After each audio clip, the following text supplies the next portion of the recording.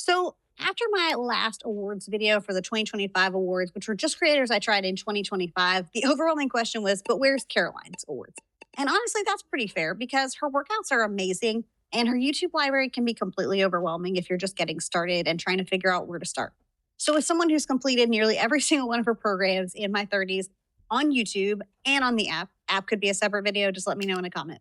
I want to break the Caroline Girvan Program Awards down for you in a clear way so that you can decide which one is best for you based on the season of life that you're in. So I'm going to put them in an organized fashion based on award style and set. And I'm going to start with the question that I get most frequently and that I see most often of which Caroline Girvan is best for fat loss. So the elephant in the room, which Caroline program is best for fat loss? I see this literally everywhere. And I feel like it's one of those questions that feels extremely hard to answer because it's very nuanced, but I really wanted to try because a lot of people have this question to like just kind of give you the answer. Cause some of y'all are like, can you just tell me what to do? Like, I don't want to make a decision.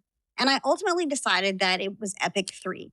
And I went with Epic 3 because I just feel like it's the most well balanced or one of the more like well balanced Epic programs because you have your strength and you have your cardio hit days. Then you also have some of the ab stuff if that's important to you. And so I just think it makes it very like fat loss friendly. You do, have you're likely going to be more hungry on hit days and stuff like that, which can make things more difficult for like fat loss. But I do think that inclusion of cardio is really important. And so in that way, it just feels super balanced. Okay.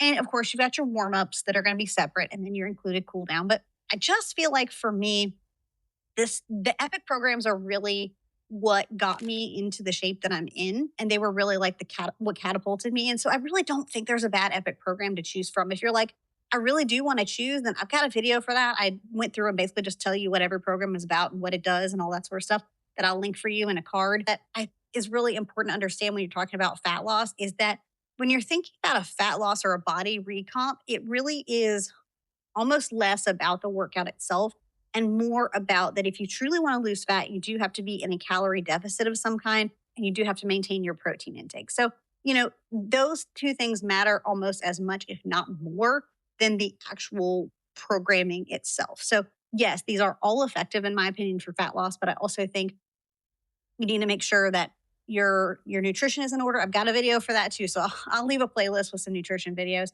if you want to jump there next, but expect the workouts to be hard, but just do the best you can and keep fighting for you versus you. So let's talk about best for strength gains. So I think it's pretty I would say common knowledge at this point that I think when you're talking about YouTube, at least, iron is probably your best bet for just straight strength focus. It was her very first program that didn't include any sort of like HIIT or cardio components. So if you're one of those people who just does NEAT, then this is going to be the program for you. You're really going to thrive here if you're a person who either A, wants to do your own cardio, or B, you're a person who doesn't like or enjoy or can't do a HIIT cardio. You could, of course, skip the HIIT days on, Epic. I personally wouldn't recommend it. In an ideal world, though, this is probably your best for just straight up muscle building. Again, from a YouTube standpoint, we're not talking about the app at all today.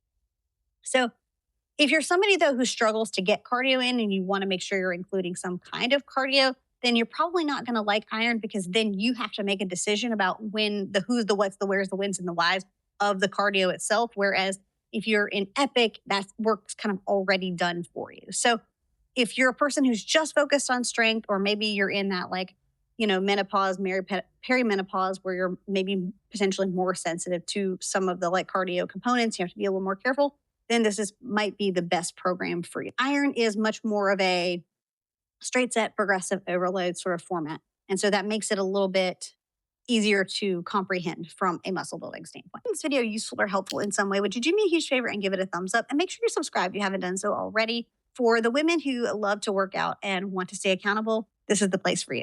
So let's talk about the best for getting back on track. Because when it comes to, getting over illness or burnout or like a long break, for you, if you're looking at Caroline's library, I would honestly pick a 1-week program to get things back. Or, when I looked at them again, I was like, I think maybe unilateral because that way you're kind of hopping from one side to the other.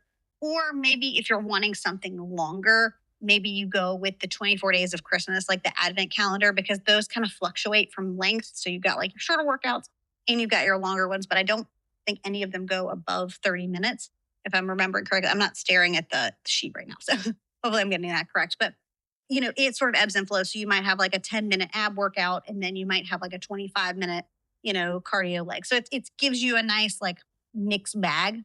And so I think that can be a really good way for coming back from break. I see a lot of questions about Epic Beginner, and Epic Beginner is not for beginners, but I feel like it could be a good for like coming back from illness, because that was kind of, in my mind at least, designed, and from what I've heard Caroline say, that was kind of designed to be the litmus test for if you're ready to get started with an Epic program, not for beginners. And so I think the beginner piece kind of gets confused. So that could also be another quality option for a week when you're coming back from illness.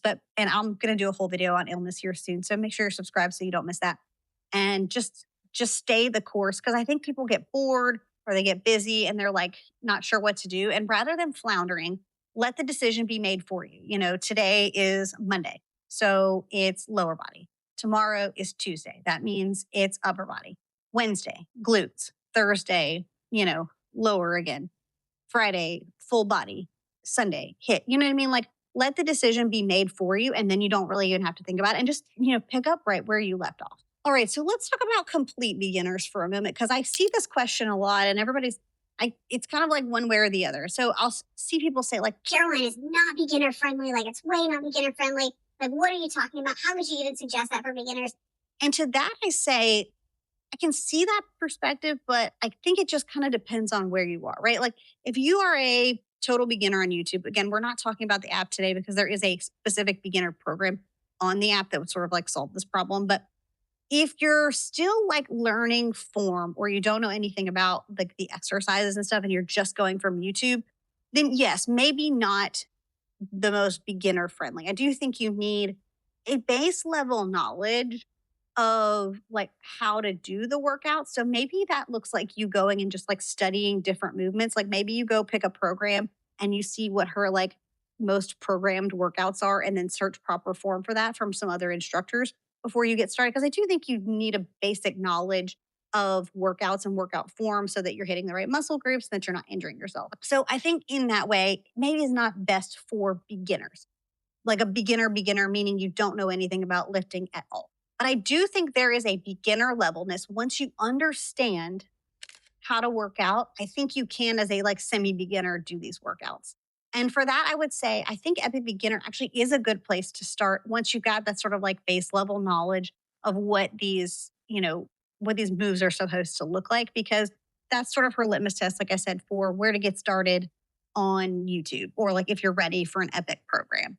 Because I think one of the things that you need a program that really works, right? I've thought about this for a long time, probably an unhealthy amount, but I think part of the reason that Caroline's programs really seriously work for me is because they are extremely difficult. And so I don't want somebody to necessarily shy away from them because they're like new-ish to training, because we do have to push ourselves out of our level of comfort zone. And I think that's what a lot of the Epic programs can really do. So I think with beginners, you can get those like beginner gains, right? Where you can start to like see some progress in the first like 4 to 6 weeks. But remember, muscle building takes time, and we're playing the long game, not the short game. So that was a really wordy answer, but hopefully it served to be helpful to you. So if you're starting with a 1 week program, maybe check out the Epic. And if you're starting with, you want to go ahead and just jump into a full program, I would say Iron. It's the most, straightforward. All right, let's talk about best for busy schedules. And this is, I'm thinking about the people who have like full-time careers, moms with kids, the people who just can't commit to 60 minutes, or like really most of the workouts on YouTube for Caroline are like, 45-ish minutes, but people who don't feel like they can commit like a full hour or closer to an hour, and lower amounts of time feel more appropriate. My personal pick, and this is probably my bias because it was my first program and my favorite program, is Epic Heat. If you want most well-rounded. If you want a less cardio focused, I say Iron. Those are all 30 minutes on YouTube. And then if you're in a place where you're trying to decide, or if you need less time than that, then I think that's where sort of like the Advent series comes in for you and could be a good place to start. But I feel like that one is a little bit more confusing from a programming standpoint, because I don't think that was intended to be like an exclusive program. I do think you can build muscle that way. And, in past videos I've said, like, you can't build the body you want in 20 minutes. And in some ways I stand by that. But in other ways, I do think some is always going to be better than none. And so I fear that by saying that, I've given people the impression that you should just not bother. And that's not true. What I mean is, if you're going to commit, though, you need to commit and make yourself important in your life. And so I think one of the challenges is that people will go in to, a workout and say, well, I can only do X amount of time. But you find that after a while, you want to give yourself more time. You have more energy. It kind of like fuels its own bucket, right? So like maybe you start out and you're like, I can only give 10 or 20 minutes. But then you realize, wow, this makes me feel really good, or I really like this. And so ultimately you end up wanting to be a person who works out 30, 40, 50 minutes. In a perfect world for me, 30 to 45 is my sweet spot. But my husband prefers to go to the gym and work out for 60 minutes. That's just his preference. And so we all have different preferences. All right, so let's talk about most underrated, because I feel people really sleep on fuel. There's way too many fuel haters in my mind. Okay, now is fuel for everyone? Absolutely not. Fuel is a more like high impact, I guess I would say, pace than some of the other programs. But I just think fuel is like way underrated, especially if you're somebody who like, you just need to shake things up, or you just need like a challenge. It just feels a little different. Yes, there are a lot of burpees. Yes, it's the burpee series. It kind of is. But I think sometimes it's really good for us to push ourselves in a new direction and show ourselves that we can do hard things. And I think that fuel does a really good job of that. So if you're a fuel hater, let me know in a comment. Or if you're a fuel lover, I want to know in a comment.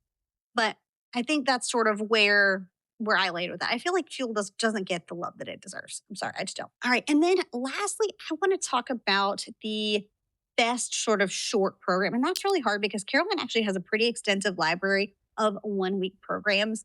And I don't necessarily think that, like, I have done back to back weeks where I just followed like a 1 week program, 1 week program. I've done that before, but usually it's in between like a longer 10-week series. But if I'm picking just one short program from YouTube, it's the Beast Mode program. I just think it's kind of underrated. It is tough. Certainly wouldn't call it like quote unquote beginner friendly, but again, I think it just serves as a really nice balance. And I think it's a good choice for people who, just kind of want a good mix of strength and cardio. It's just a really good program. It's solid. It can lean a bit more on the muscular endurance side.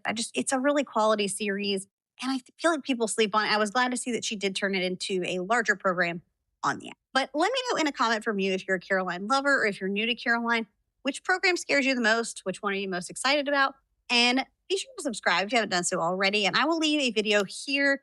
This is going to be the Caroline Girvan like playlist. So if you want to figure out, you want a different way to like decide which programs are for you, I'm gonna click here. And if you're like, hey, but I like Caroline, but I'd like to know just how to pick a program, then I'm gonna link this video here for you. And that's gonna be a video where I break down my method of finding the best workouts on YouTube, regardless of whether or not they're Caroline Girvan or not. So make sure you subscribe. And until next time, bye, friends.